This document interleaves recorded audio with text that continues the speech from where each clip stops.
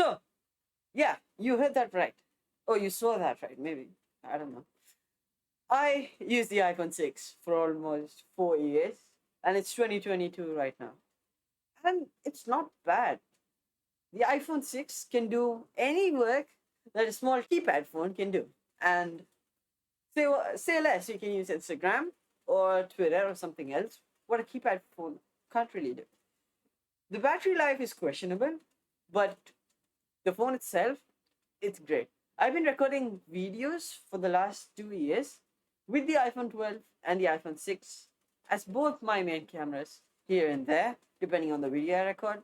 And I feel like this phone does the job for my everyday thing. And games, running games and high powerful apps really isn't the iPhone 6's main property. You can run games like Brawl Stars just for 2 matches and then it crashes down.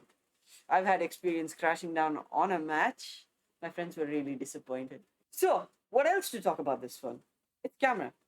Here is some footage of the camera. It's a decent phone and footage also.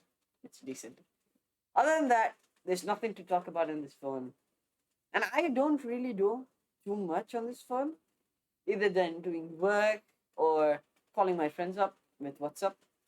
And I think I had to buy a new phone by next year or so, which I will. Let me know in the comments what phone I have to buy. So, that's all for this video.